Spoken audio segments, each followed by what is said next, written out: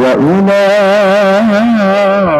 هم المفلحون ولا تكونوا كالذين تفرقوا واختلفوا من بعد ما جاءهم البينات وأولئك لهم عذاب عظيم يوم تبيض وجوه وتسود وجوه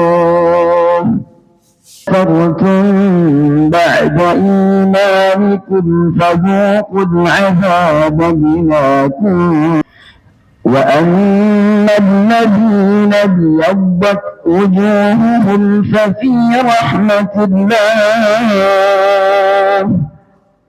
هم فيها خالدون تلك آيات الله نبات وما في الأرض وإلى الله ترجع الأمور.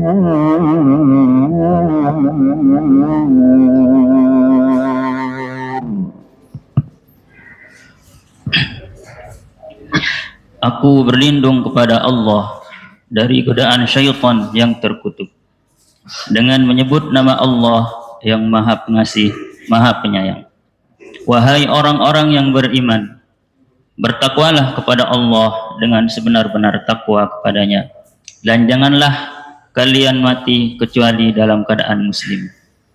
Dan berpegang teguhlah kamu semua pada tali Allah, dan janganlah kamu bercerai-berai. Dan ingatlah nikmat Allah kepadamu ketika kamu dahulu masih bermusuhan. Lalu Allah mempersatukan hatimu, sehingga dengan karunia-Nya kamu menjadi bersaudara. Sedangkan ketika itu kamu berada di tepi jurang neraka, lalu Allah menyelamatkan kamu dari sana. Demikianlah Allah menerangkan ayat-ayat-Nya kepada kamu agar kamu mendapat petunjuk. Dan hendaklah di antara kamu ada segolongan orang yang menyeru kepada kebajikan, menyuruh berbuat yang ma'ruf dan mencegah dari yang mungkar, dan mereka itulah orang-orang yang beruntung. Dan janganlah kamu menjadi seperti orang-orang yang bercerai-berai dan berselisih setelah sampai kepada mereka keterangan yang jelas, dan mereka itulah orang-orang yang mendapat azab yang berat. Pada hari itu ada wajah yang putih berseri, dan ada pula wajah yang hitam muram. Adapun orang-orang yang berwajah hitam muram, kepada mereka dikatakan, mengapa kamu kafir setelah beriman?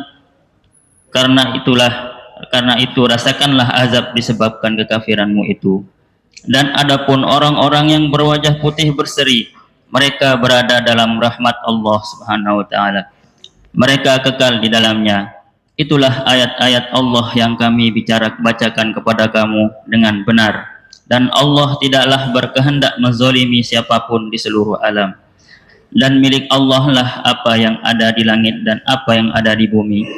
Dan hanya kepada Allah lah segala urusan dikembalikan. Maha benar Allah dengan segala firman-Nya. Sadaqallahul azim. Assalamualaikum warahmatullahi wabarakatuh. Waalaikumsalam warahmatullahi wabarakatuh. Demikianlah pembacaan ayat suci Al-Quran. Kemudian kita lanjutkan acara berikutnya, yaitu sambutan Ketua Masjid Nurul Haq yang akan disampaikan oleh Bapak Haji Elfizar Asri BAC SE. Kepada beliau kami persilahkan. Assalamualaikum warahmatullahi wabarakatuh.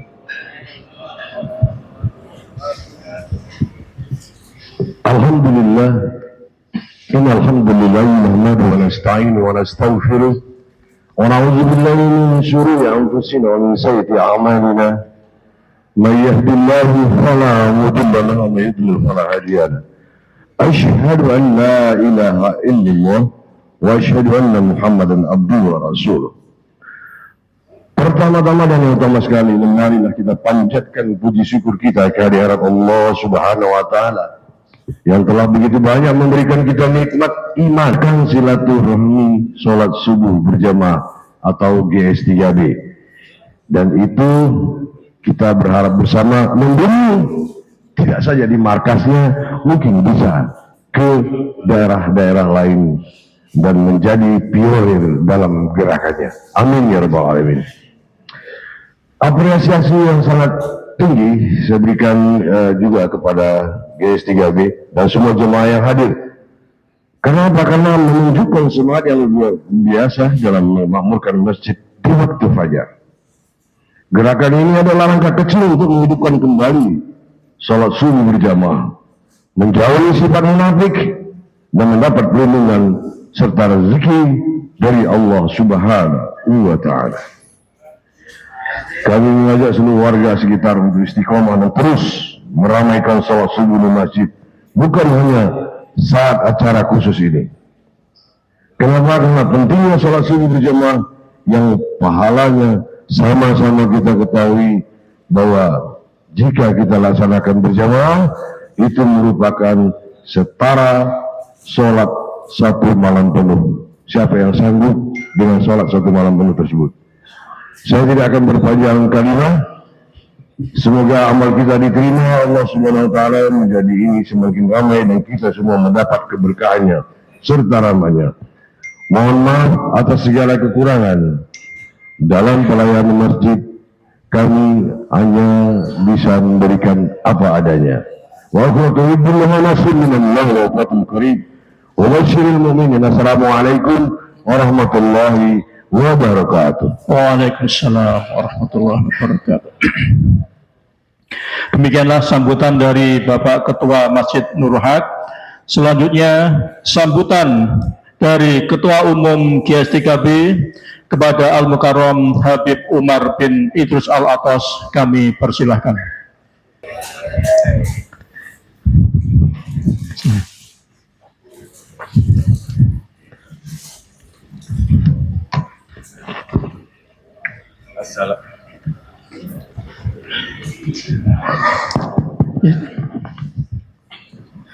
Assalamualaikum warahmatullahi wabarakatuh. Waalaikumsalam warahmatullahi. Bismillah walhamdulillah wassalatu wassalamu ala rasulillah Sayyidina Muhammad bin Abdullah wa ala alihi wa sahbihi wa mawalah. La hawla wa la quwwata illa billah, amma ba'd. Al-mukarramun wa muhtaramun, para habaib, para asatis, para tokoh masyarakat, para kiai hadir tengah-tengah kita yang akan menyampaikan materi pada pagi hari ini, yaitu Profesor Dr. Muhbib Abdul Wahab. Kita doakan beliau semoga Allah berikan panjang umur, sehat walafiat, diberikan keberkahan dalam kehidupannya dunia wal akhirah.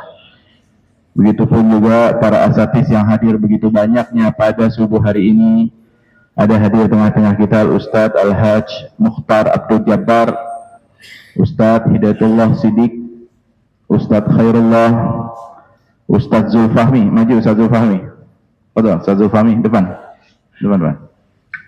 Banyak sini saya nggak sebutkan, mohon maaf. Kalau disebutin akhirnya tembus 10 menit, di atas 10 menit ya.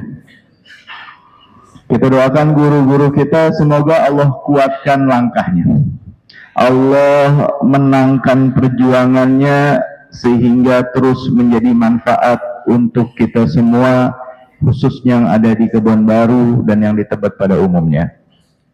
Terkhusus untuk Ketua DKM Masjid Nurul Haq, yaitu Bapak Haji Elfizar Asri beserta seluruh jajarannya. Begitupun Ustadz yang mengimami sholat kita, Ustadz Heri Jauhari, yang saya udah kangen dengan suaranya. Kita ketemu suara dia setahun sekali, sama raker. Masya Allah. Kita doakan mudah-mudahan di tangan Bapak Haji Elfizar beserta seluruh stafnya, Masjid Nurul Haq semakin makmur dan barakah insya Allah. Mudah-mudahan. Begitupun seluruh hadirin yang hadir pada pagi hari ini, semoga antum semua selalu dalam rahmat dan keberkahan Allah Subhanahu wa taala. Sedikit aja sambutan dari kami selaku Ketua Umum GSIKB. Pertama, mengucapkan terima kasih jazakumullah khairan katsira kepada Ketua DKM Masjid Nurul Haq yang terus mendukung gerakan GS3B, mendukung ukhuwah Islamiyah di kampung kita Kelurahan Kebon Baru, mendukung persatuan dan kesatuan di antara kita. Sebab yang mahal saat ini adalah persatuan dan kesatuan. Di saat banyak upaya-upaya yang ingin membenturkan antara Habib dengan Habib, ada upaya ingin membenturkan antara kiai dengan Habib, ustadz dengan ustadz, ormas dengan ormas dan lain sebagainya. Tapi Allah takdirkan kita dengan taufik, hidayah, inayah, kita di sini berkumpul bersatu bersama-sama, berkumpul di rumah Allah, beribadah kepada Allah, mendekatkan diri kita kepada Allah. Ini sungguh harga yang sangat mahal, ma'asyiral muslimin. Kalau sekarang kita nggak bisa jaga persatuan dan kesatuan di kampung kita, apalah yang akan terjadi untuk generasi berikutnya. Mudah-mudahan kita menjadi sebab, bukan hanya di saat kita saat ini berada di alam dunia, mudah-mudahan anak keturunan kita terus bisa melanjutkan ukhuwah Islamiyah di lingkungan kita Kebon Baru ini khususnya. Amin ya rabbal alamin. Assalamualaikum warahmatullahi wabarakatuh. Alhamdulillahi rabbil alamin, wal aqibatu lil muttaqin, wala udwana illa 'alal zalimin.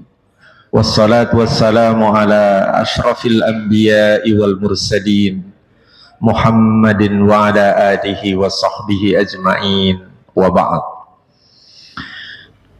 Yang sama-sama kita hormati Ketua Umum Gerakan Silaturahim dan Sholat Subuh Berjamaah, Al-Habib Umar bin Idrus Al-Attas. Mudah-mudahan Allah berikan kenikmatan sehat walafiat dan panjang umur. Yang sama-sama kita hormati Ketua Pengurus Dewan Kemakmuran Masjid Nurul Haq, Bapak Haji Elfizar Asri, moderator dan pembawa acara pagi hari ini yang terhormat, para alim ulama, para ustadz, para habaib, para kiai, para peserta gerakan silaturahim dan sholat subuh yang berbahagia. Pertama dan yang utama, mari kita selalu bersyukur kepada Allah Subhanahu wa ta'ala atas segala limpahan rahmat, nikmat dan hidayahnya, sehingga pada kesempatan pagi hari ini kita bisa bersilaturahim dan melaksanakan sholat subuh berjamaah di Masjid Nurul Haq, serta bisa ngopi-ngopi. Rupanya ngopi itu sekarang sudah menjadi gaya hidup. Meskipun ngopinya kita harus maknai lain. Ngopi ngobrolin persaudaraan Islam, ngopi ngobrolin pemuda Islam, ngobrolin pendidikan Islam, ngobrolin persatuan Islam. Nah, ini penting ya. Jadi ngopi harus diberi makna baru, bukan sekedar minum kopi ya. Salawat dan salam mari kita sampaikan kepada junjungan kita, teladan kita, baginda Rasulullah Muhammad sallallahu alaihi wasallam beserta keluarga beliau, para sahabat dan pengikutnya semua. Suatu ketika setelah Rasul dan sebagian sahabat itu berziarah ke makam Baqi, makam yang terletak tidak jauh dari Masjid Nabawi, beliau bersama para sahabatnya menyampaikan satu ungkapan yang membuat kita ini nanti insya Allah menjadi bangga sebagai pengikut Rasulullah. Beliau mengatakan, wah, aku sangat merindukan bertemu dengan saudara-saudaraku, bertemu dengan ikhwanku.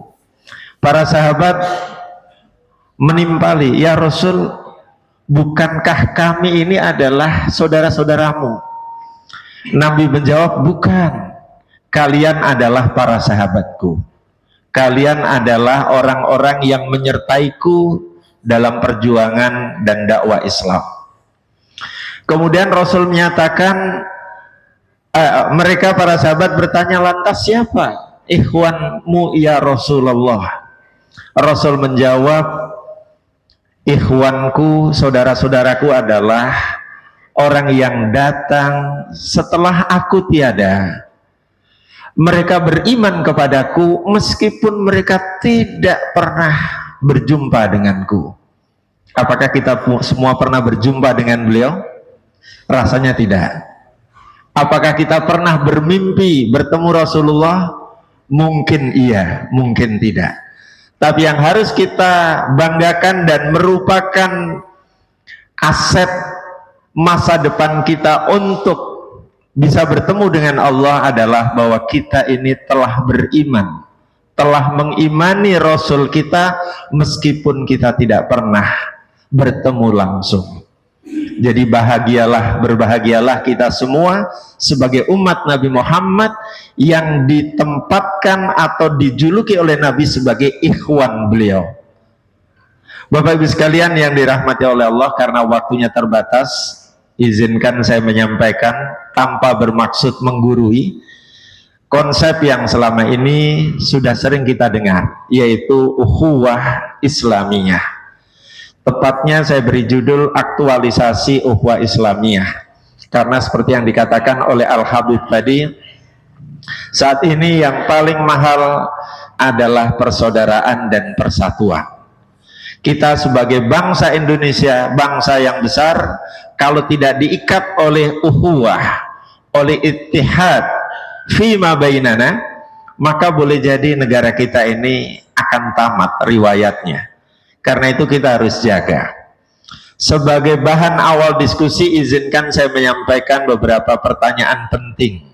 Pertama, mengapa dunia Islam dewasa ini cenderung tidak bersatu dan bersaudara, terutama dalam melawan dan menghadapi musuh Islam, seperti penjajahan Israel atas saudara-saudara kita di Palestina, kapitalisme global, liberalisme, sekularisme, dan isme-isme yang lain. Kita kadang-kadang kalau melihat sepintas, umat Islam itu cenderung dijadikan sebagai, dalam tanda petik, mohon maaf, menjadi mainan oleh mereka yang memiliki banyak hal, memiliki media, memiliki senjata, memiliki sistem ekonomi yang luar biasa, dan seterusnya.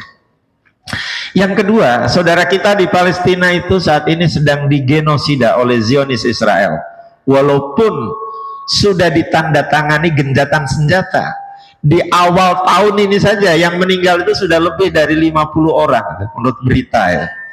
Diam-diam Israel itu sebetulnya nggak pernah mematuhi resolusi PBB maupun perjanjian damai di antara Palestina dan pemerintah Zionis Israel. Yang ketiga, bagaimana kita berupaya mewujudkan cita-cita mulia ajaran Islam berupa ukhuwah Islamiyah dalam rangka membangun persatuan umat Islam dan memajukan peradaban Islam. Kita Islam sebagai agama dan sebagai peradaban pernah punya pengalaman, pernah punya dan mencapai kemajuan peradaban yang luar biasa di masa lampau. Dan ini merupakan modal bagi kita untuk kembali meraih kejayaan Islam di masa yang akan datang. Karena itu topik ukhuwah ini menjadi sangat penting.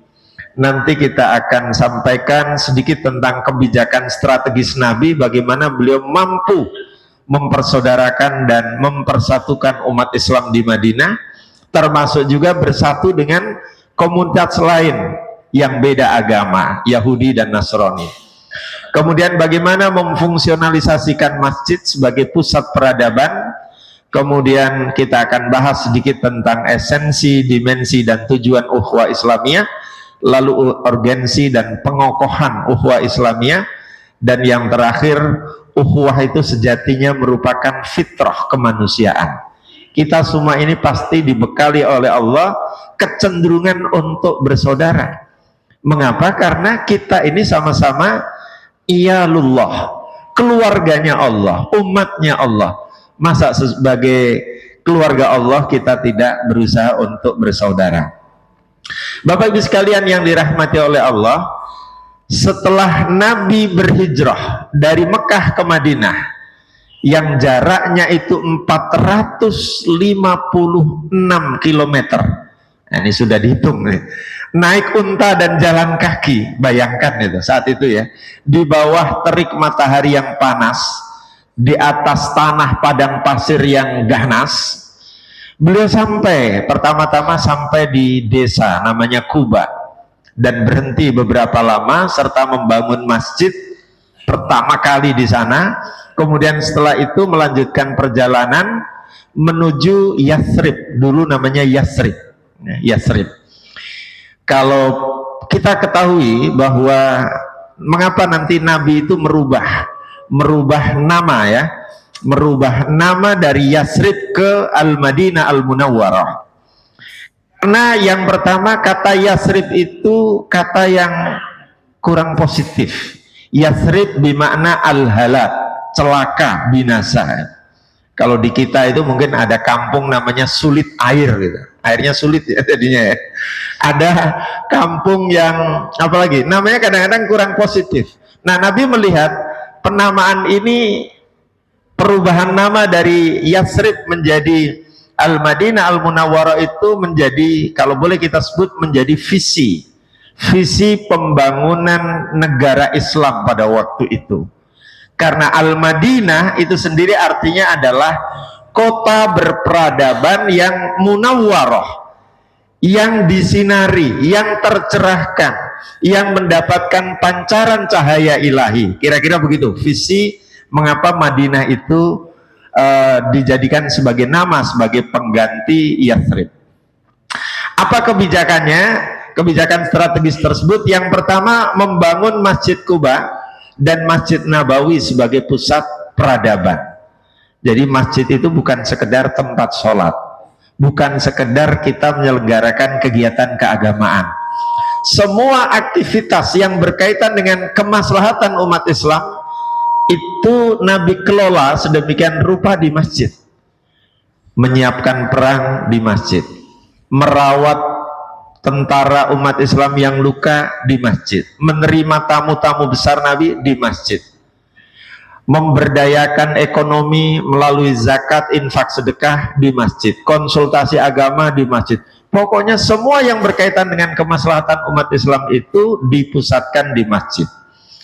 Yang kedua, nah ini kebijakan yang kedua, mempersatukan dan mempersaudarakan al-mu'ahoh bainal muhajirin wal ansor, antara kaum muhajirin yang bermigrasi, berpindah dari Mekah, dan kaum Ansor yang telah terlebih dahulu masuk Islam di Madinah, maka disebut Ansor, penolong, pendukung. Jadi salah satu sebab mengapa Nabi itu hijrahnya ke Madinah, karena kira-kira dalam 3 tahun terakhir sebelum hijrah, Nabi sudah berhasil membuat sebagian warga Madinah itu masuk Islam melalui 2 perjanjian, Bai'ah Aqobah pertama dan kedua. Sehingga tidak mungkin Nabi itu hijrah ke tempat yang justru dimusuhi. Dan Nabi sudah punya pengalaman sebelum itu, pernah mencoba melakukan dakwah ke Taif, yang sekarang menjadi objek wisata tambahan setelah umroh katanya. Di sana dimusuhi oleh Bani Thaqif, dilempari, bahkan sampai Nabi terluka ya, dan berlindung di sebuah kebun anggur ya. Intinya Nabi hijrah dari Mekah ke Madinah itu sudah mendapatkan modal dan dukungan sosial yang kemudian disebut sebagai kaum Ansor. Mereka persaudarakan, mereka persatukan dengan kaum muhajirin. Perlu diketahui, selama kurang lebih 105 tahun di Madinah itu terjadi konflik berkepanjangan antara suku Aus dan Khadraj. 2 suku besar ini saling berperang dan saling mengalahkan satu sama lain. Kira-kira 5 tahun sebelum Nabi hijrah ke sana, peperangannya itu mungkin mencapai puncaknya sehingga banyak tokoh-tokoh besarnya meninggal. Ya, dalam perang itu mereka sudah habis-habisan, kira-kira begitu. Bayangkan 1 abad lebih mereka berperang. Mereka mendambakan, merindukan sosok pemimpin yang bisa mempersatukan. Itulah Nabi kita. Jadi Nabi itu adalah pemimpin yang mempersatukan sekaligus mempersaudarakan di antara elemen atau unsur-unsur dari umat Islam. Itu kebijakan yang kedua. Yang ketiga, merumuskan piagam atau undang-undang Madinah, Mitsaqul Madinah. Dalam undang-undang ini ditulis, dijadikan sebagai traktat perjanjian atau kontrak sosial antara umat Islam yang terdiri dari kaum Muhajirin dan kaum Ansor dengan komunitas Yahudi. Di Madinah itu banyak sekali kantong-kantong pusat-pusatnya orang Yahudi yang kemudian dikenal dengan Bani Quraidah, Bani Qunaiqa, Bani Nadir, dan Bani-Bani yang lain. Mereka ini secara ekonomi kuat karena soliditas di antara mereka itu luar biasa. Nabi merasa perlu melakukan perjanjian ini agar pembangunan Madinah itu aman. Tidak ada konflik di antara mereka. Dan dalam perjanjian itu juga ditulis semua warga Madinah, apapun agamanya, sukunya, wajib membela Madinah apabila diserang oleh musuh dari luar. Dan semua pemeluk agama diberi kebebasan untuk menjalankan agama masing-masing. Awalnya Yahudi setuju nih, lama-lama ya kita tahu Yahudi itu licik, Yahudi itu suka menjadi duri dalam daging. Diam-diam mereka di tahun ketiga misalnya sudah mulai berkomplot dengan kaum kafir Quraisy, ngajak bareng-bareng memusuhi Nabi. Maka terjadilah perang yang disebut dengan perang Ahzab, perang koalisi kalau bahasa sekarang. Koalisi Yahudi dengan orang-orang kafir Quraisy yang merasa mereka telah dikalahkan dalam perang dalam perang Badar dan perang Uhud. Ya, jadi perang Ahzab atau perang Khandaq, Parit itu adalah atas inisiatif orang-orang Yahudi. Sehingga Nabi mulai melihat, wah ini Yahudi mulai membangkang nih. Dan pada akhirnya nanti semua komunitas Yahudi itu diperangi oleh Nabi karena melanggar janji. Yang keempat, kebijakan Nabi adalah menghidupkan pasar rakyat Madinah. Dan pasar rakyat ini menjadi basis sosial ekonomi masyarakat Madinah. Mengapa pasar rakyat yang dipilih? Karena pasar rakyat itu bisa melayani segala kebutuhan masyarakat. Harga-harga barang cenderung murah. Tapi coba kalau misalnya dibangun mall, mungkin yang bisa belanja di sana hanya komunitas tertentu. Dan dengan adanya pasar rakyat itu, Nabi juga membangun sistem perekonomian umat dan bangsa, memberdayakan zakat, infak, sedekah untuk membantu fakir miskin yang ada di sana. Kemudian yang keenam, membangun sistem hukum yang bermoral, berkeadilan, dan berkesetaraan. Sehingga terkenal itu ungkapan Nabi yang sangat populer, seandainya Fatimah binti Muhammad, bukan binti Rasulullah, mencuri, maka akulah sendiri yang akan memotong tangannya, nggak usah yang lain, ayahnya sendiri. Ini menandakan bahwa pemimpin itu harus siap menegakkan hukum termasuk kepada keluarganya yang bermasalah. Kalau di kita biasanya gimana tuh? Tumpul ke atas, tajam ke bawah. Membela yang bayar atau yang benar? Yang bayar. Nah, itu yang terjadi itu. Baik, dari 5 kebijakan ini, Bapak Ibu sekalian yang saya hormati, Nabi kemudian menjadikan masjid sebagai pusat pembangunan peradaban Islam. Masjid dalam sejarah Islam itu selalu menjadi poros atau menjadi epicentrum, kalau bahasa gempanya ya, epicentrum dari persatuan dan persaudaraan umat Islam. Maka masjid itu memang harus terbuka, karena masjid itu milik umat. Masjid itu harus dimiliki juga oleh umat. Jangan sampai bukanya hanya pada saat sholat 5 waktu. Bahkan kalau kita belajar dari Masjid Jogokarian yang penggagasnya beberapa waktu yang lalu meninggal dunia, masjid itu saldonya juga harus 0 katanya gitu. Karena apa? Karena itu membuktikan bahwa masjid diurus dan keuangan masjid dikembalikan lagi kepada jamaah. Tapi kalau ada masjid yang dalam tanda petik, mohon maaf, membanggakan, wah saldo kami itu ratusan juta misalnya, itu tandanya nggak bisa mengelola keuangan dan memberikan kesejahteraan dan kemakmuran bagi jamaah. Makanya kan ada perubahan, dulu hanya pengurus masjid, sekarang menjadi DKM, Dewan Kemakmuran Masjid. Jadi masjid itu harus makmur. Siapa yang makmur? Ya jamaahnya. Dari mana kemakmuran berasal? Ya dari jamaah. Untuk siapa? Ya untuk jamaah juga gitu. Dengan kata lain, melalui GS3B ini ya, gerakan silaturahim subuh, sholat subuh berjamaah, kita berusaha dan berupaya agar masjid kita selalu makmur, baik secara spiritual maupun secara material dan sosial. Bapak Ibu sekalian, tadi sudah dibacakan oleh adik kita itu terkait dengan ukhuwah. Dan esensi ukhuwah itu adalah bahwa kita bersedia untuk senantiasa bersinergi, berbagi, berempati dan peduli kepada sesama. Makanya ayat yang berkaitan dengan ukhuwah itu dimulai dengan kata iman. Innamal mu'minuna ikhwah fa aslihu baina akhawaikum wattaqullaha la'allakum turhamun. Sesungguhnya orang-orang mukmin itu bersaudara.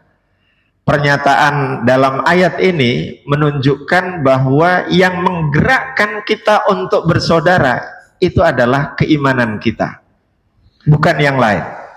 Setelah kita bersaudara, nanti mungkin kita juga bisa bersaudara dalam konteks yang lain, yang sering disebut dengan ukhuwah watoniyah, persaudaraan atas dasar kebangsaan, tanah air, sesama warga bangsa. Mungkin juga di atasnya itu ada namanya ukhuwah insaniyah au basyariyah, persaudaraan kemanusiaan. Tapi yang paling penting, yang menjadi dasar dari semua jenis persaudaraan itu adalah ukhuwah imaniyah. Sebenarnya istilah yang lebih tepat itu adalah ukhuwah imaniyah, persaudaraan atas dasar akidah, aqidatut tauhid. Kata tauhid itu sendiri punya dua makna yang saling berkaitan. Yang pertama, tauhid itu mengesahkan Allah. Kita hanya beribadah, kita hanya memohon pertolongan kepada Allah. Iyyaka na'budu wa iyyaka nasta'in. Hanya kepadamu kita beribadah. Di situ menggunakan domir nahnu. Nahnu itu jamak, kita semua.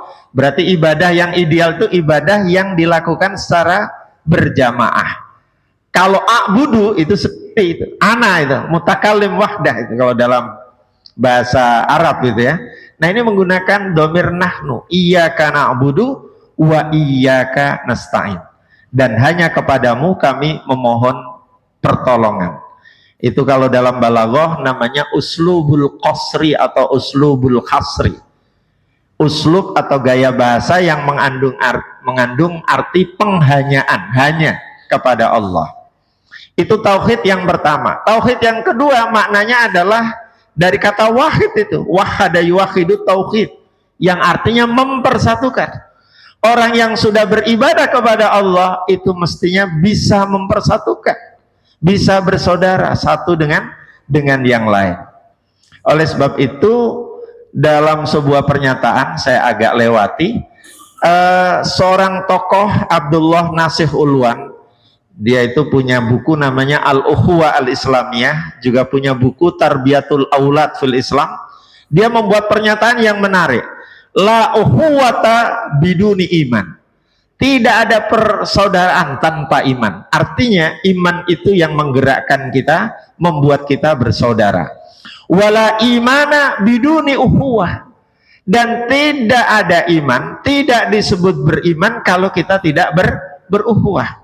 Alhamdulillah kita ini, kata ayat Al-Quran yang tadi dibaca oleh adik kita ini awalnya sudah berada di tepi jurang neraka.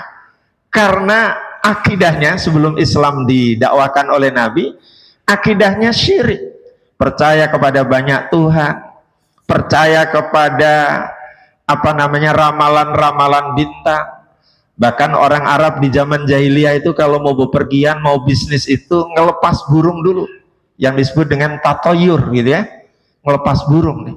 Kalau kita yang pecinta burung, masa iya burung bagus-bagus dilepas gitu ya. Mengapa dilepas? Karena burung yang dilepas itu mengandung pesan tertentu yang nanti dipercayai, diyakini. Kalau mau bisnisnya ke negeri Syam, Damaskus, Suria sana, atau ke negeri Yaman, dilepas dulu nih. Kalau terbangnya ke arah mana, wah ini bakal terjadi apa-apa nih, bisnisnya akan sial nih, nggak jadi pergi itu. Jadi gara-gara burung mereka itu jadi pergi berbisnis atau tidak jadi pergi. Itulah keyakinan di masa lalu yang membuat orang-orang Arab pada waktu itu dalam bahasa Quran berada di tepi jurang. Lalu Islam datang meluruskan akidah mereka. Mereka menyembah yang tadinya berhala menuju menyembah Allah Subhanahu wa ta'ala. Jadi Bapak Ibu sekalian yang dirahmati oleh Allah, konsep uhuwah dalam Islam itu tidak hanya terbatas pada persaudaraan biologis. Kita mungkin terlahir punya banyak saudara, keluarga, itu namanya uhuwah nasabiyah. Dan mungkin setiap komunitas itu ada persatuannya juga nih. Misalnya habaib punya persatuan, itu dasarnya adalah nasab, hubungan ya, bukan nasib ya. Walaupun persaudaraan berdasarkan nasib juga ada. Asosiasi pekerja buruh migran atau penggemar sepeda ontel jadul itu juga ada persaudaraannya juga itu. Jadi nasab dan nasib itu ada apanya? Ada ukhuwahnya masing-masing. Kemudian juga meliputi aneka ragam persaudaraan yang tadi saya sudah sebut, ukhuwah imaniyah, ukhuwah sya'biyah aw watoniyah, dan ukhuwah insaniyah aw basyariyah.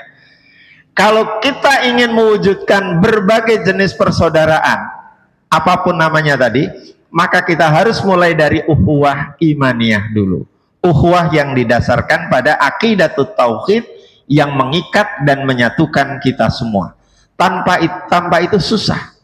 Makanya beberapa waktu yang lalu kan viral tuh pidato Gusmus Mustafa Bisri.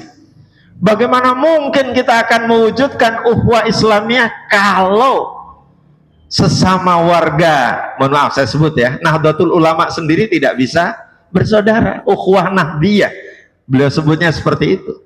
Maka internal umat Islam ini harus bersaudara terlebih dahulu, baru bisa nanti mewujudkan ukhuwah-ukhuwah yang lain.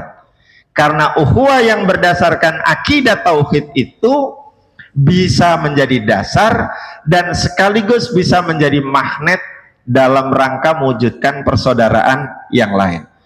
Bapak Ibu hadirin sekalian yang dirahmati oleh Allah, tujuan ukhuwah itu tidak lain adalah agar kita bisa hidup damai, rukun, tentram, saling menghormati dan mengapresiasi perbedaan dan keragaman. Kita yang hadir di sini ini cara berpakaiannya saja sudah beda-beda nih. Ada yang seperti Al-Habib, ada yang seperti saya pakai celana karena jauh nih, ada yang pakai sarung, pecinya juga beragam gitu ya.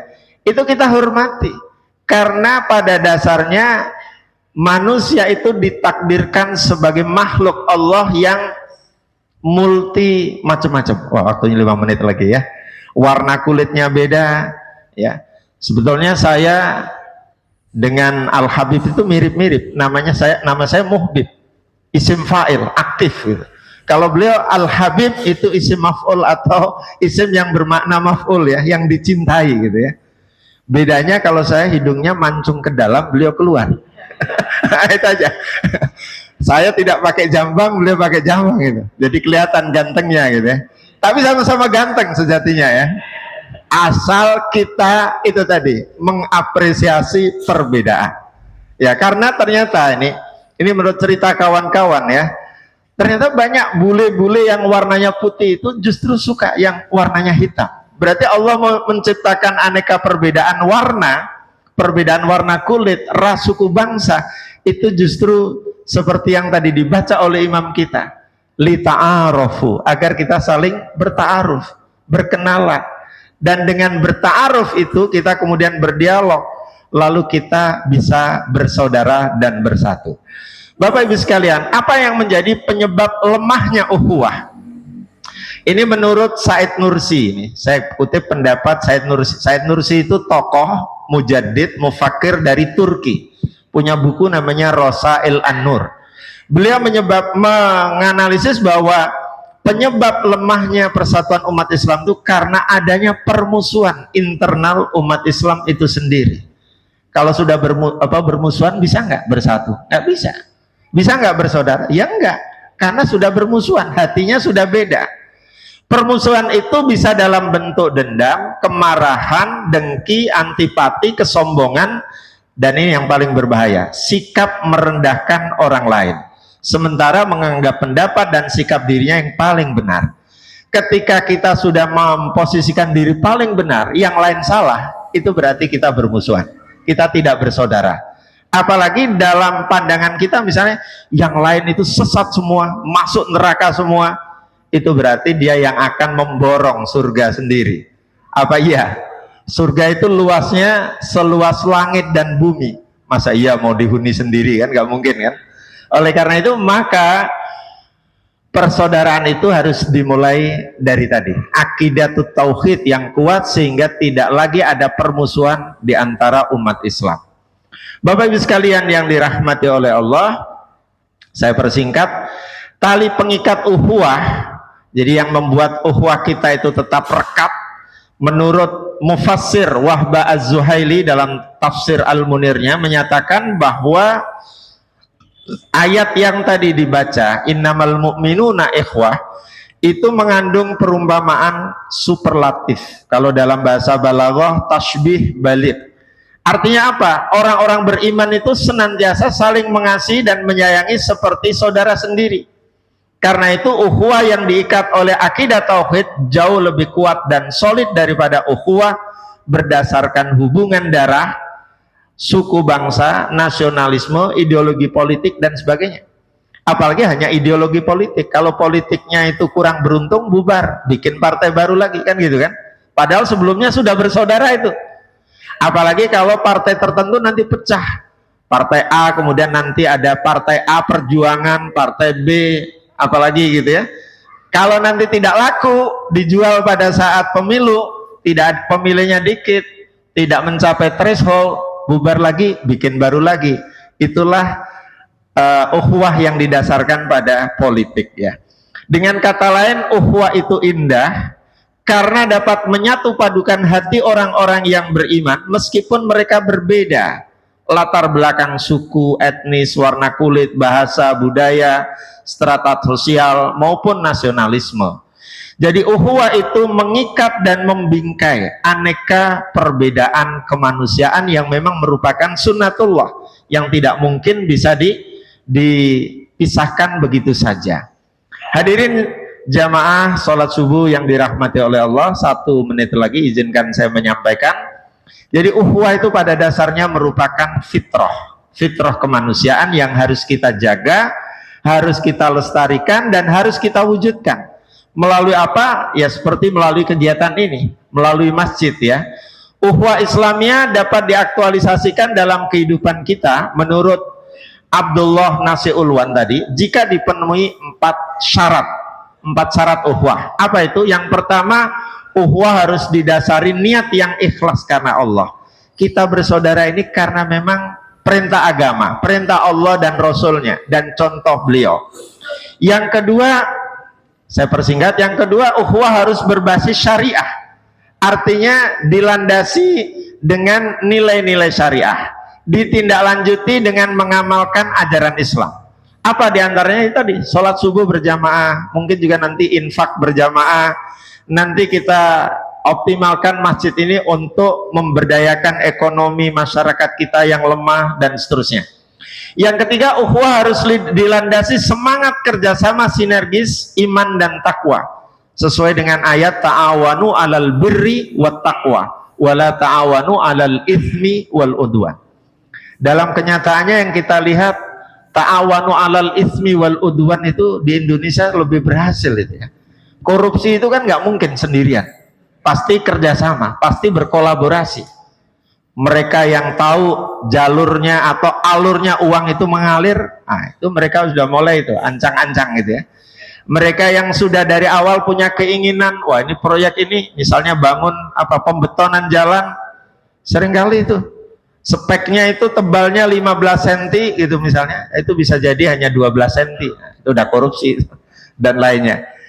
Itu yang ketiga ya. Jadi harus ada semangat kerjasama sinergis seperti yang hadir saat ini dari lintas ormas, dari lintas suku bangsa yang semuanya hadir karena digerakkan oleh tauhid. Kemudian yang keempat, ukhuwah harus melahirkan sikap saling membantu, melengkapi, mengisi dan menyempurnakan satu sama lain di saat suka maupun duka. Sebagai bentuk ukhuwah kita misalnya, di saat saudara-saudara kita yang tadi didoakan saat kunut nazilah di Sumatera, khususnya di Aceh, Sumatera Utara dan Padang, sebenarnya Jawa juga banyak ya tertimpa itu, kita kemudian terketuk untuk berdonasi. Dan alhamdulillah misalnya PP Muhammadiyah melalui instruksinya, selama bulan Desember semua isi kotak amal saat penyelenggaraan sholat Jumat itu dikhususkan didonasikan kepada saudara-saudara kita yang tertimpa musibah. Alhamdulillah, ini sekedar tahadus bin nikmah. Pada Jumat pertama itu tembus 70 miliar. Kecil itu sebetulnya ya. Ini kalau misalnya didukung lagi oleh dari saudara-saudara kita Nahdien yang jumlah masjidnya mungkin lebih banyak, kemudian yang lain lagi, saya yakin itu saudara-saudara kita yang mengalami kesulitan di sana bisa terbantu ya. Sayangnya musibah itu levelnya tidak dinaikkan ya, tidak status bencana nasional ya, padahal PBB sudah mengumumkan itu sebagai bencana internasional. Banjirnya itu ada yang memprediksi mengatakan ini ya agak-agak sedikit di bawah level banjir internasionalnya zaman Nabi Nuh itu. Kalau zaman Nabi Nuh itu banjirnya air saja, kalau di Sumatera banjirnya itu bisa 4, air, lumpur, ya, batu dan kayu, ya kan? Itu jadi sering di bahasa internasionalnya itu disebut sebagai tsunami kayu. Jadi tsunami al-ahsyab gitu disebutnya di berita-berita internasional yang saya ikuti. Jadi super dahsyat itu. Banyak saudara-saudara kita yang mengungsi ketika airnya sedikit surut mau kembali ke rumah sudah nggak tahu di mana rumahnya yang dulu mereka tinggali karena sudah hanyut, sudah habis bersama dengan banjir kayu, banjir lumpur, banjir batu, banjir air gitu. Jadi banjirnya ini 4 hal. Ini mirip, mohon maaf tapi jangan disamakan ya, mirip dengan azab yang ditimpakan oleh Allah kepada kaum Nabi Lut yang penyuka atau pecinta sesama jenis, homo dan lesbi itu ya.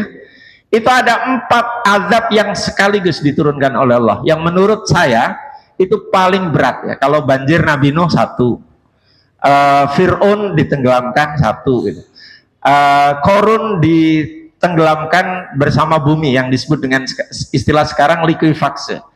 Nah, azab yang diturunkan kepada Nabi Lut itu yang pertama gunung meletus sehingga suaranya mengguntur, memekakkan telinga dan membuat mereka terkapar. Yang kedua hujan batu dari letusan gunung. Yang ketiga gempa bumi yang membuat rumah mereka atapnya yang di atas itu terjungkir balik jadi di bawah, aliyaha safilaha itu dalam bahasa Qur'annya. Kemudian yang keempat, mereka juga ditelan oleh bumi dan asarnya, bekasnya adalah laut mati, al-bahrul mayyit. Jadi laut mati itu adalah saksi bisu terhadap adab Allah yang ditimpakan kepada kaum Nabi Lut. Ya, kita tidak menyamakan, tapi ini luar biasa banjir yang terjadi di Sumatera karena bukan sekedar banjir air, Ingat ya, kalau banjir air biasa itu, kan namanya air banyak, hujan gitu. Dan di antara faktor lainnya adalah karena ternyata di atasnya sana, di tengah-tengahnya sana, pulau sana itu udah gundul. Hutannya sudah apa? Sudah ditebang, beralih fungsi menjadi sawit, penambangan dan lain sebagainya. Karena itu mari kita bantu ya atas dasar ukhuwah Islamiyah ini saudara-saudara kita yang sedang ditimpa musibah. Yang terakhir, pesan Nabi, terakhir Nabi dalam khutbah wada itu juga menekankan pentingnya ukhuwah ini. Beliau menyatakan, ayyuhan nas isma'u qawli wa'qiluh ta'lamunna anna kulla muslim akhun lil muslim. Ini kata kuncinya, bahwa setiap muslim itu merupakan saudara bagi muslim yang lain. Wa innal muslimina ikhwah, semua umat Islam itu bersaudara. Fala yahillu limri'in min akhihi illa ma'atahu anti binafsihi minhu fala tadlimanna anfusakum Allahumma hal balagtu. Kata Nabi, seseorang tidak boleh mengambil, mencuri, merampas, merampok sesuatu yang dari saudaranya itu kecuali yang diberikan olehnya dengan kerelaan hatinya. Ini kita dengar kabar bantuan pun kadang-kadang disunat sehingga tidak sampai kepada yang berhak menerimanya. Ini kita sangat-sangat prihatin ya. Bahkan Nabi mengulang khutbah ini berkali-kali ya. Khutbah wada itu disampaikan di 4 tempat. Pertama di Multazam di Ka'bah ketika Nabi sampai, kemudian disampaikan lagi di wukuf saat wukuf Arafah 9 Dzulhijjah, 2 kali lagi diulang di Mina. Dan pesannya hampir sama, berkaitan dengan pentingnya persaudaraan. Jadi dengan kata lain, kita mewarisi tradisi kenabian, ajaran Nabi ini, berukhuwah ini tidak lain adalah agar hidup kita satu sama lain memang saling mendukung, saling menjamin. Untuk mewujudkan atau mengaktualisasikan ukhuwah Islamiyah ini, kita perlu membudayakan 7S. Kalau tadi 3S ya, SB gitu ya. Senyum, nah ini harus sering senyum, karena menurut riset, senyum yang tulus itu menyehatkan, membuat darah tinggi jadi turun. Jadi kalau mukanya merengut, cenderung cemberut, cenderung tidak mau senyum, itu boleh dicek, tensi darahnya bisa tinggi itu. Jadi senyum itu menurut para dokter, para ahli itu bisa mengeluarkan hormon bahagia. Yang kedua salam, ajaran Islam kita tentu ifsha as-salam, sapa, menegur sapa, semangat, sopan, syukur dan sabar. Jadi 7S, tidak hanya 3S ya, 7S. Yang kedua silaturahim antar warga dan masyarakat pada umumnya melalui interaksi di masjid dan di lainnya dalam suasana penuh dengan kebersamaan, berjamaah. Yang ketiga saling memberi hadiah, penghargaan, saling berbagi ilmu, berbagi keterampilan, sedekah dan sebagainya. Karena apa? Karena semua itu bisa meringankan beban kita. Dan yang terakhir, ukhuwah itu pada akhirnya memang harus mewujudkan solidaritas universal, tidak hanya dalam lingkup nasional kita tapi juga internasional. Saudara kita yang di Sudan yang sedang mengalami peperangan dan sebagainya dan seterusnya, itu perlu dibantu. Saya kira demikian yang dapat disampaikan. Mudah-mudahan dengan kita belajar sedikit saja ini tentang ukhuwah, kita semakin tergugah, kita semakin tergerak, kita semakin solid dalam bersatu, bersinergi dan mewujudkan cita-cita bersama, izul islami wal muslimin. Saya kira demikian, kurang lebihnya mohon maaf. Nasrum minallah wa fathun qarib wa basyiril mu'minin. Wassalamualaikum warahmatullahi wabarakatuh. Waalaikumsalam warahmatullahi wabarakatuh. Demikianlah pemaparan dari Profesor Dr. Muhbib Abdul Wahab. Kemudian untuk sesi diskusi ini, mengingat waktunya sudah hampir habis, maka saya beri kesempatan 1 orang penanya untuk menyampaikan pertanyaan. Ya. Kami persilakan. Itu belakang dekat pintu.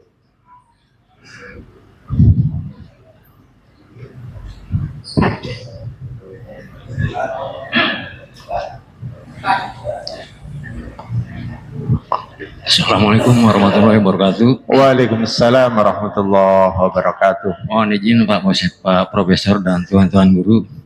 Nama saya Husein. Husein. Ya. Yang saya tanyakan adalah bagaimana caranya dalam membina epicentrum atau ukhuwah Islamnya itu selalu terjaga. Itu aja yang kami tanyakan. Wassalamualaikum warahmatullahi wabarakatuh. Waalaikumsalam warahmatullahi. Langsung dijawab ya. Silakan. Tadi di awal sudah saya sampaikan bahwa epicentrum umat Islam itu porosnya ada di masjid.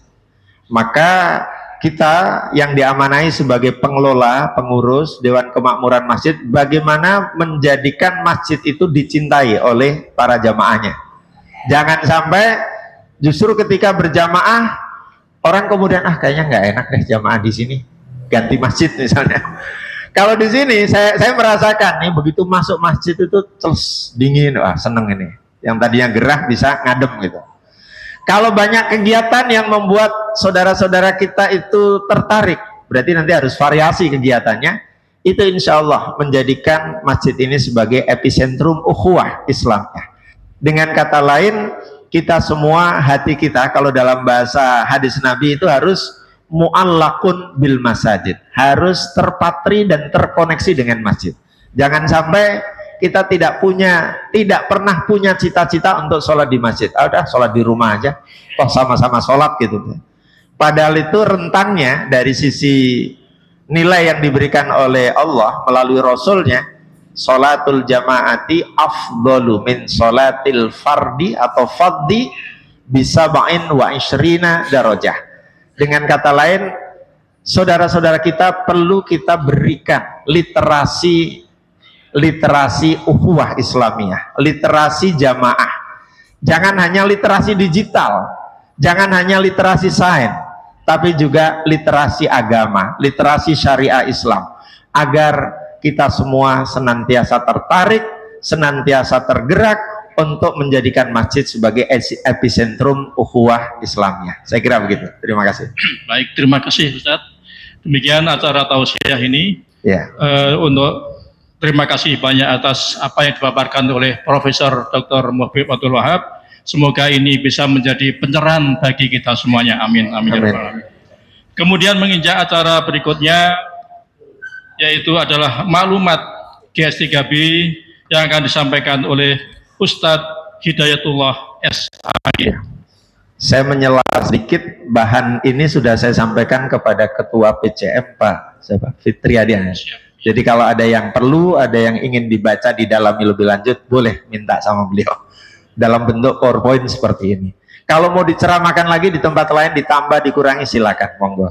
Bagi saya ini merupakan bagian dari dakwah Islam kita. Baik, Masya Allah. Ya. Terima kasih Ustaz. Ya. Kepada Ustadz Hidayatullah kami persilahkan. Saya izin. Iya, monggo saya ini dulu. Assalamualaikum warahmatullahi wabarakatuh. Waalaikumsalam warahmatullahi. Hamdan wa syukran lillah ma ba'du. Sebelum maklumat, izinkan kami untuk menyampaikan atau untuk mengajak kepada semua yang hadir untuk berdonasi, berbagi, berinfak, bersedekah sambil kita melaksanakan perintah Allah, yaitu bersolawat kepada Nabi. Ini infak ini akan menjadi satu bahan bakar dalam sebuah organisasi. Ya, bil fulus mulus, bidunil fulus biduit gesit. Jadi semuanya bisa lancar kalau memang kita semua saling berbagi. Allah bilang, yabna Adam anfik unfik, Riyadus Shalihin. Wahai manusia, bagi, nanti kamu akan aku bagi. Kalau kata Nabi, layan kusumalun min sodakoh, nggak bakal kurang kalau kita sedekah. Kalau kata ulama-ulama bilang, anfik mafil jaib, yatika mafil ghaib. Keluarin tuh yang di kantong, nanti Allah akan masukin ke dalam kantong. Jadi ayo pegang kantongnya masing-masing. Ya, siapkan infaknya. Kalau yang nggak bawa, belaga aja megang kantong, supaya yang lain termotivasi ya untuk ngasih juga.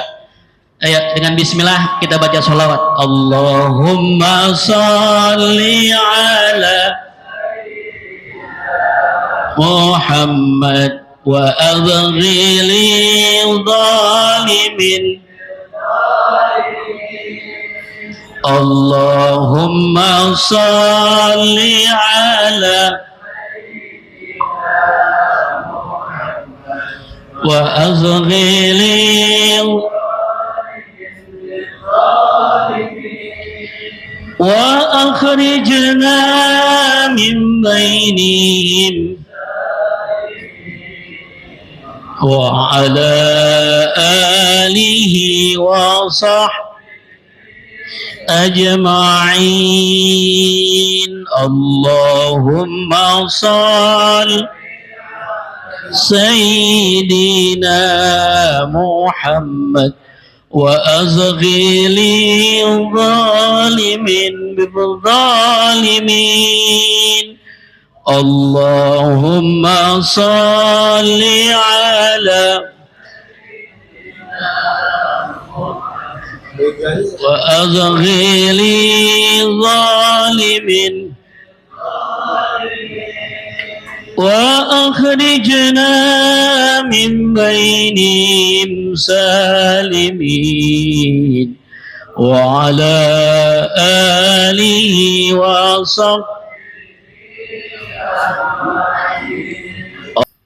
Gerakan silaturahim sholat subuh berjamaah Kebon Baru yang pada hari ini bertempat di Masjid Nurul Haq ini luar biasa ya. Ini menjadi ibrah pelajaran buat kita semua dari awal, mulai dari imam sampai kepada pembaca Quran dan pemateri. Itu bahasa yang diungkapkan lita'arafu ikhwah, kemudian ukhuwah imaniyah. Semuanya adalah pagi hari ini fa asbahtum binikmatihi ikhwana. Kita bersatu padu bersama di dalam ikatan keimanan, dan mudah-mudahan ini menjadi contoh kepada musola masjid yang belum bergabung. 90% di kita 90% ya Bibana ya. Jadi masih ada 10% musola masjid yang belum bergabung. Kita doakan semoga kembali ke jalan Allah. Maksudnya biar bergabung ke kita gitu. Bergabung ke kita karena kan ukhuwah. Kalau di Kebon Baru saja mereka belum bisa bergabung, gimana ke Tebet atau gimana ke tempat yang lain ya. Dalam tanda kutip ya. Kemudian yang kedua terkait dengan laporan keuangan GS3B saldo per 27 Desember 2025, 1 tahun yang lalu ya, itu berjumlah 10.553.500.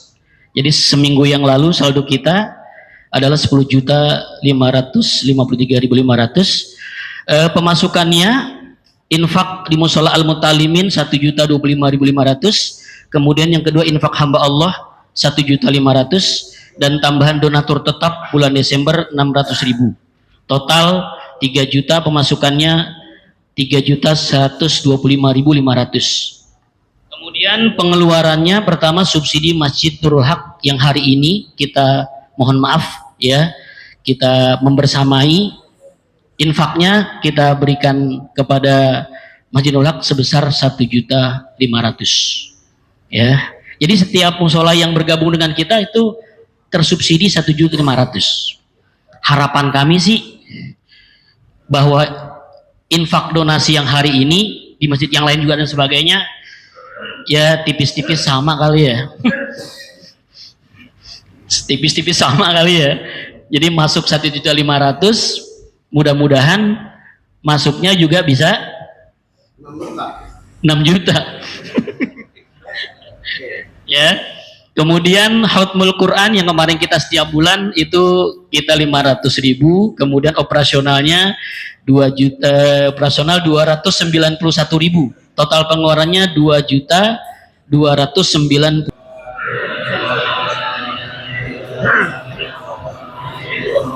لا إله إلا الله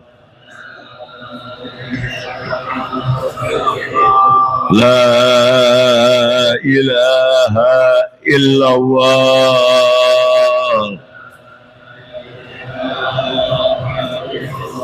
محمد رسول الله صلى الله عليه وسلم عليها النهي وعليها نموت وعليها نفش إن شاء الله تعالى من الآمنين اللهم صل على سيدنا محمد وعلى آل سيدنا محمد اللهم إنا أسألك زيادة في الدين وبركة في العمر وصحة في الجسم وسعة في الرزق وتوبة قبل الموت وشهادة عند الموت ومغفرة بعد الموت والعفو عند الحساب وأمنا من العذاب ونصيبا من الجنة وارزقنا نظر إلى وجهك الكريم برحمتك يا أرحم الراحمين اللهم ثبتنا بالإيمان وثبتنا بالإسلام وثبتنا بالتوحيد وثبتنا بالمعرفة وثبتنا بالاعتقاد في الدين والدنيا والآخرة اللهم اغفر لأمة سيدنا محمد اللهم ارحم أمة سيدنا محمد اللهم استر أمة سيدنا محمد اللهم اجبر أمة سيدنا محمد اللهم اصلح أمة سيدنا محمد اللهم عافي أمة سيدنا محمد اللهم فارق عن أمة سيدنا محمد بحق سيدنا محمد اللهم بارك لنا في الرجب والشعبان وباركنا رمضان اللهم بارك لنا في الرجب والشعبان وباركنا رمضان اللهم بارك لنا في الرجب والشعبان وباركنا رمضان سبحان ربك رب العزة عما يصفون وسلام على المرسلين والحمد لله رب العالمين. Alhamdulillahirabbil alamin. Demikianlah semua acara sudah kita lalui. Selaku pembawa acara, saya mohon maaf atas segala kekurangan dan kekhilafan. Terima kasih atas perhatiannya. Jazakumullahu khairal jaza.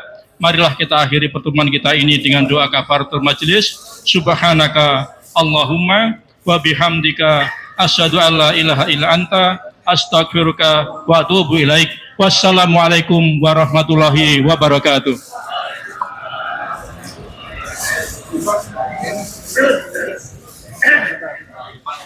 Dalam dulu.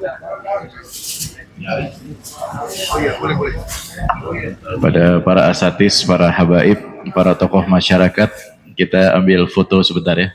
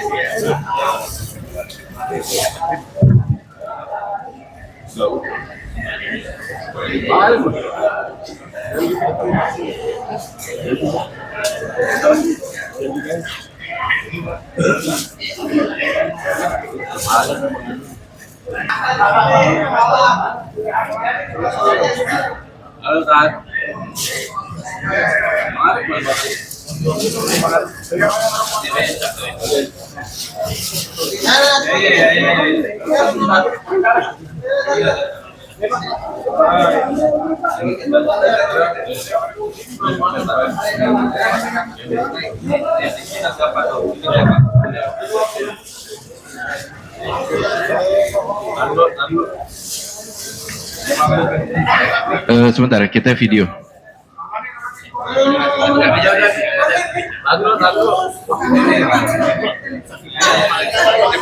Dua lagi.